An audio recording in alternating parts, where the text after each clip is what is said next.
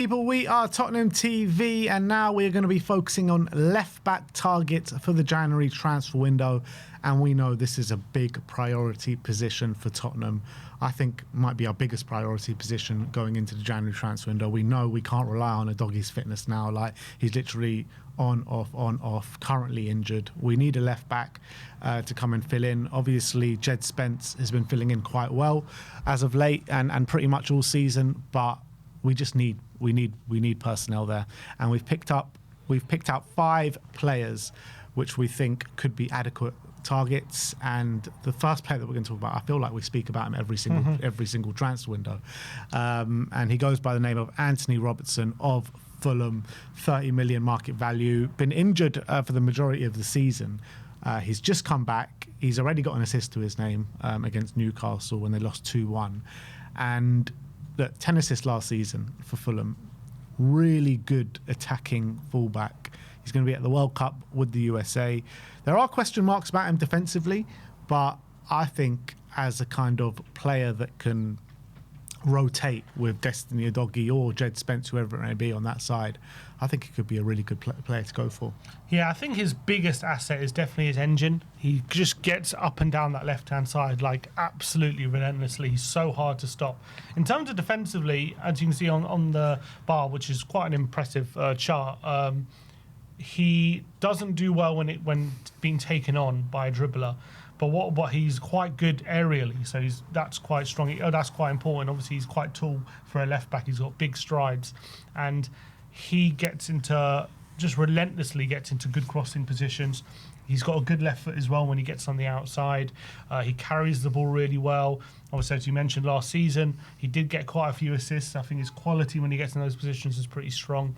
He's quite a strong runner on the ball as well. So I think he would be a near perfect option, to be honest.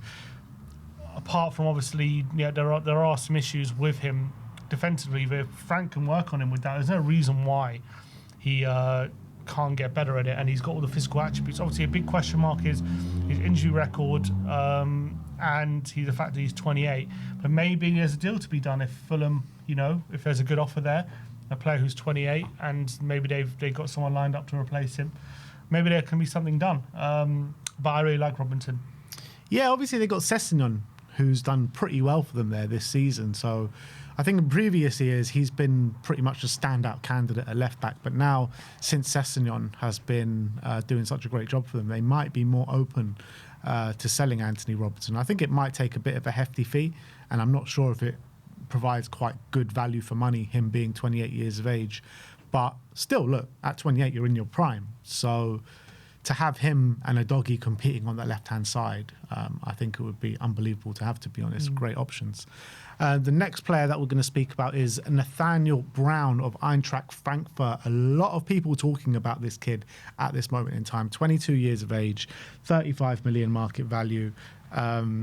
Last year, he got 10 goal contributions for Frankfurt. This year, he's already on 4 in 15 games. An attacking fullback for Eintracht Frankfurt. Mainly plays at wing-back, so I'm not sure how suited he'll be to the fullback role that we do play. But he's definitely a player making strides at this moment in time. Yeah, and he's clearly got quality when he gets in that final third. He's got really good decision-making. He makes a lot of tackles, tackles interceptions as well. The stats say when he's being dribbled at, he actually comes out really successfully. 94th percentile for percentage of dribblers tackled. One area of concern, though, is percentage of aerial duels won. He's in the 2nd percentile, so he's really low. So quite weak aerially, it's fair to say, but quite good with his take-ons. Clearly gets a lot of assists, gets a lot of shot-creating action, so he's very active in the final third, put it that way. And that's something that I think we could definitely use. Yeah, what did you say about his defensive metrics? His really very weak. Area bit, but in terms of one-on-one defending, good, strong. Yeah, that would be a decent option then to have, I think, Nathaniel Brown. And 22 years of age, and to do this at such a young age, I think is so positive, isn't it? Yeah, doesn't put many crosses in the box. I think he's more about low driven passes rather than crosses. So he probably would have been better for Ange. Probably, yeah.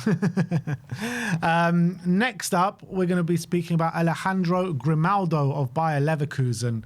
What a player this guy is. He's seriously 24 million market value. He's already 30 years of age, but he's a player with supreme quality. If you remember the year that Bayer Leverkusen won the Bundesliga, he got 23 goal contributions that season, 10 goals from left back. I think sometimes in that season he might have played left wing as well, but unbelievable talent in terms of attacking talent this guy has. Last season he got 11 goal contributions. This season he's already on 8, 4 goals and 4 assists. I feel like this could be very much like a signing in the mold of like Ivan Perisic when we signed him, just with unbelievable crossing and shooting ability. But at the age of 30, I mean, it could still be a decent signing for us, but there is a caveat because he's never played in like a league as physical as the Premier League, and will he be able to do it? That's a question mark. Yeah, there's a few things going for and against it. I think for it, one of the best left foots in terms of a left back in European football, you have to say. Incredible set piece taker, incredible long range striker, incredible crosser of the ball. He's basically he's like a better version of Porro in a way, like a supreme version of Porro on the other side. He's got just incredible, just quality going forward. Defensively, does leave a lot to be desired. He's not the quickest. He does get caught out. It's a bit like Trent. His worth in output going you're forward. Explaining Ivan Perisic, to be honest. His worth in output is, you could argue, is it worth the defensive flaws that he has? That's obviously the argument you'd say with how good he is, because he's not that great defensively. Puts a lot of cross in the box. He's decent when it comes to his take on as well. He can dribble. Yeah, the caveats are he is 30. He's not the quickest. I do kind of think the balance would have to. I don't think you can play him and Porro together. I think that's a bit of a recipe for disaster. You maybe against lower blocks or really poor teams you can, but you'd probably want him and Spence on the other side to counterbalance it, rather than him and Porro, which I think in a weird way could be a good thing though, because if we can get a doggy fit, we have good balance on either side. We could either play him and Spence or a doggy and Porro. Do you think he could be a left winger? No.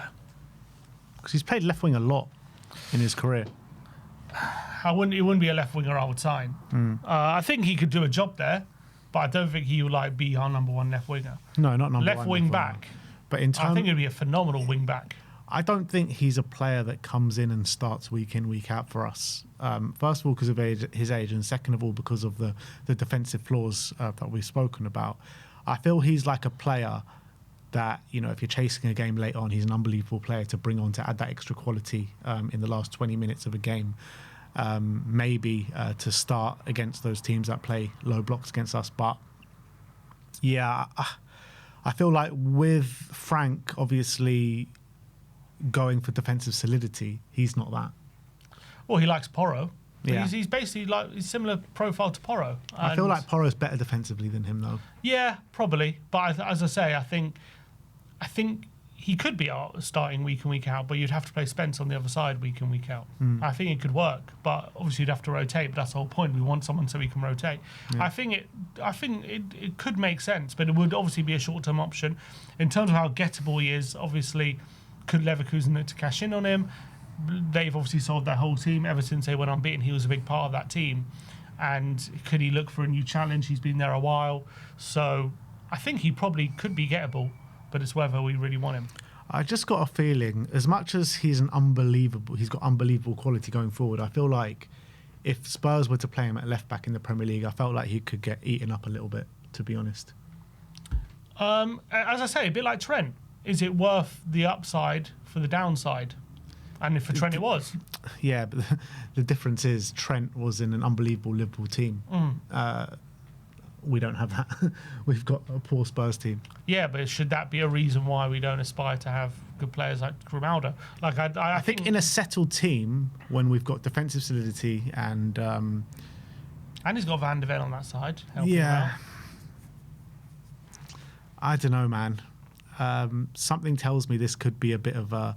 We could concede a lot of goals when he's on the pitch down that side. Score a lot of goals. Yeah, 100% we could score a lot of goals. And we're not doing that. No, we're not doing that. And we are conceding a lot of goals. Yeah, it's true. I just feel like Frank will go for someone a bit more defensively sound than him. I hear that, but I'm just saying I think it's a genuine option. All right. That's Grimaldo. Let us know your thoughts on him in the comment section below. And don't get me wrong, I think he's a top quality player, by the way. I just don't know if he's 100% suited to what we're doing right now. Next up, we're going to look at, I don't know how to pronounce his first Go name. on, give it a go. Quilindschy Hartman, I'm going to go for. That's not bad, I think. That's not a bad attempt. Playing at Burnley, 18 million market value, 24 years of age. He has only just signed for Burnley this summer at Feyenoord, so I think he played under Arne Slot at Feyenoord. I don't know too much about him, to be honest. I think he's been impressive. I actually think he's been one of the shining lights for Burnley this season, one of the few standouts for them. I think he gets forward really well. He's actually a pretty good one-on-one defender. He has good quality on his left foot. I remember watching him in the opening day of the season, and he was giving us trouble on the opening day of the season. They were overlapping. He's got pace. You can see the stats. He look, when it comes to him playing for Burnley, some of the stats are skewed when it comes to like his carries and stuff. But he has 4 assists this season from left back for a Burnley side who have been struggling badly. His aerial duels are quite weak. I think he's fairly short left back. He's like short and strong, kind of stocky. Sounds like Kieran Trippier. Yeah, I don't think he's the strongest aerially, but he's not got unbelievable quality going forward, like compared to some of the other players we're talking about. But it's like he's good. He's got decent quality. He did very well in the slot, and I think a few people are considering maybe he's an option. Interesting. I need to do a bit more kind of research and watch him play. Probably a bit gettable more. as well. Could he want to go leave Burnley, even though it's quick? You know, Burnley aren't staying up, aren't they? So yeah. Do you think he's one that's gettable in January, or is more for the summer? Because he's only been there for 6 months. The problem is you'll probably have to play a relegation premium for January, because obviously they want to stay up, right? And so it's worth it to say no to an extra 5-10 million in the case we stay up, because if they go down, they'll part way with a similar fee. So probably January's you're gonna have to pay a premium for him. All right, and last but not least, we're going to look at David Raum of RB Leipzig, obviously a main staple of RB Leipzig's team over the last 3 to 4 years. 27 years of age, 20 million market value. Definitely has a good cross on him. He gets plenty of assists every season, to be honest. But 2 goals already this season, only 1 assist so far this season, though. I feel like when I watch this guy play, he's a bit of a bulldozer down that left-hand side. His running style is very direct. I like him. What's his defensive metrics saying, though? Not strong, to be honest. Doesn't really perform well with tackles, interceptions, or dribbler percentage tackled, or aerial percentage. So fairly weak, but he is a phenomenal attacking left-back when it comes to how often he joins the attack and supports the winger. You'll never have a problem with a lack of overlaps with David Raum around. Another plus is that he had a really good relationship with Xavi at Leipzig. They linked up really well together. Xavi really was supported by him on that left when they were playing on that kind of left-hand side. So they developed quite a good relationship there. So that's obviously something to consider. I think he starts for Germany as well. Starts for Germany. He's a very good attacking left back. I don't know if they play wing back or not, but he's quite a good wing back when he plays in that position as well. They kind of play that 4-2-2-2 formation, don't they? So they need that width. He basically supplies the width. Yeah, so I'm just looking at some of their recent formations. So I think they've moved to a 4-3-3 now.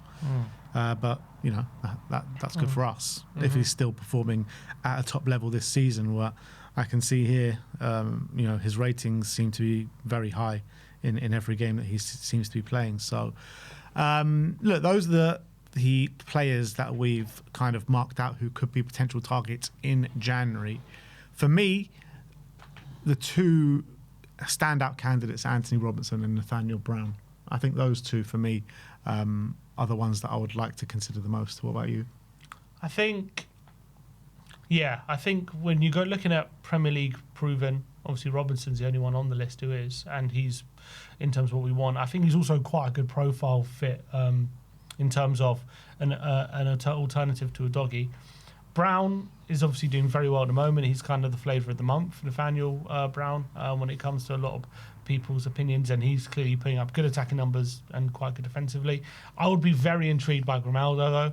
I would just like to see him at Tottenham. I think he would be a brilliant player for us, and he'll get a lot of excitement. And it's just, he'll add a lot of fun, a lot of quality. Whether Frank would want him is another question. But I do think there's a possibility someone like Grimaldo could work if you balance out on the other side with Spence. So I think from that point of view, you get kind of good balance on both wings, whether you change it or not. So yeah, I think the other two probably make more sense for the current manager though. All right, well, those are the left-back targets that we have looked at. Let us know, who would you like to see at Tottenham in this January? Do you think any of these players are gettable? And if so, which one would you like to see? So those are the left-backs. Like, subscribe and comment. And as always, come on you Spurs.